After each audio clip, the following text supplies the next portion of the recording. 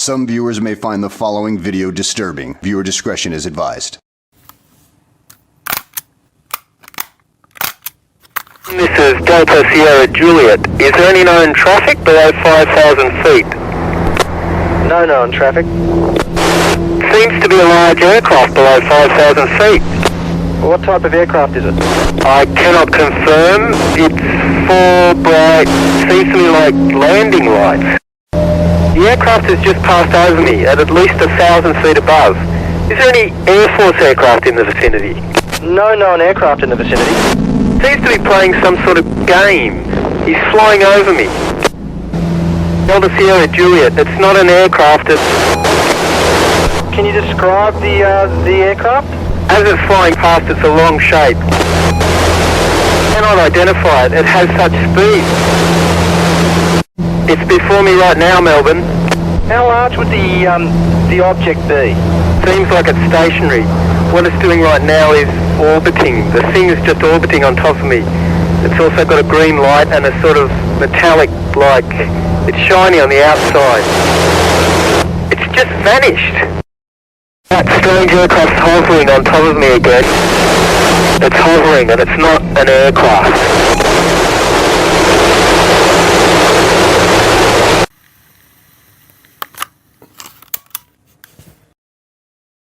Frederick Valentich, born on June 9, 1958, was a young Australian pilot with limited flying experience, approximately 150 total flight hours, and a Class 4 instrument rating that allowed him to fly at night but only in visual meteorological conditions. He aspired to a career in aviation, even though he had been rejected twice in his attempts to enlist in the Royal Australian Air Force due to insufficient educational qualifications. Valentich was studying part-time to become a commercial pilot but had a poor academic record, having failed multiple subjects on his commercial license exams. He had also been involved in flying incidents, including straying into a controlled zone in Sydney and flying into clouds intentionally, which was under consideration for prosecution. Notably, Valentich was known to be a strong believer in UFOs, and he had expressed concerns about potential UFO encounters. His final flight was intended to reach King Island, although his exact motivation for the flight remained unclear. He provided different reasons to different people, claiming he was going to pick up friends or crayfish. Investigations later revealed that neither of these stated reasons was accurate. Furthermore, he did not follow standard procedure by failing to inform King Island Airport of his intention to land there. On the evening of October 21, 1978, Frederick Valentich, while flying his Cessna 182L aircraft, contacted Melbourne Flight Service at 7:06 p.m. to report an unidentified aircraft following him at an altitude of 4,500 feet. When informed that there was no known traffic at that level, Valentich described the unknown aircraft as having four bright landing lights and appeared to be quite large. He couldn't confirm its type, but noted that it had passed about 1,000 feet above him and was moving at a high speed. Valentich then expressed concern that the other pilot might be deliberately playing with him, stating that the mysterious aircraft was approaching him from the east and seemed to be orbiting above him. He described the aircraft as having a shiny metal surface and a green light. Additionally, Valentich reported that he was experiencing engine problems. When asked to provide identification of the aircraft, he responded with the eerie statement, "It's not an aircraft." Shortly after this declaration, Valentich's radio transmission was interrupted by an unidentified noise described as metallic, scraping sounds, and all contact with his aircraft was lost. After Frederick Valentich's disappearance, an extensive search operation was launched, involving both sea and air resources.